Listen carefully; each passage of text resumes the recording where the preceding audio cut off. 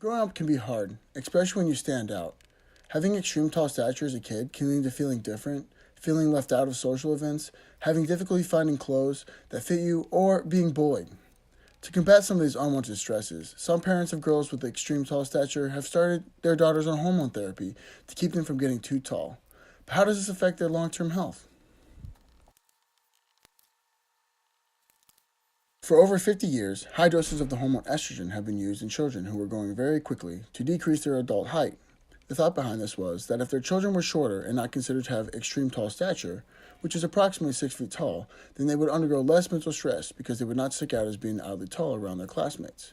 But recent studies have uncovered potential health consequences from this type of treatment, including an unwanted impact on their future fertility. Fertility can be impacted by the patient's ability to conceive during a menstrual cycle, time to first pregnancy, or more frequent visits to the doctor for fertility drugs. Little is known about the pathway in which estrogen works to decrease adult height. Adult height is determined by the growth of the long bones like the femur. However, recent studies focusing on estrogen have uncovered parts of this pathway. These findings have the potential for drug development for safer and less risky treatment plans. Bone growth occurs at the growth plate, which is located at the end of the bone. This place consists of three important zones: the resting zone, the proliferative zone, and the hypertrophic zone. As we grow during childhood, bone cells in the growth plate replicate and form cartilage that then becomes our bone. A person's adult height is determined by the timing of their growth plate closure.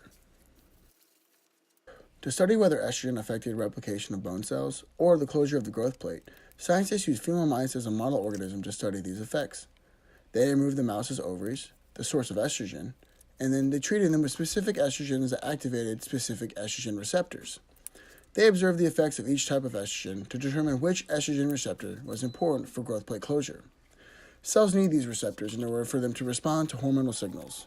It is believed that the high dose of estrogen increases bone growth initially, so much that the bone growth overgrows the growth plate, essentially closing it. This timing is facilitated by the receptor. Estrogen receptors can be found all over the body, in reproductive systems, the central nervous system, blood vessels, and bone tissue.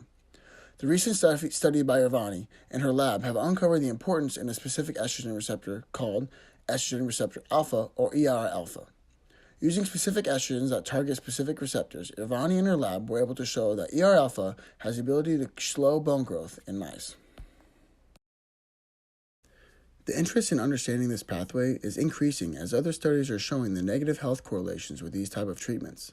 Blood clots, cancer, and decreased fertility have all been linked to this type of hormone therapy.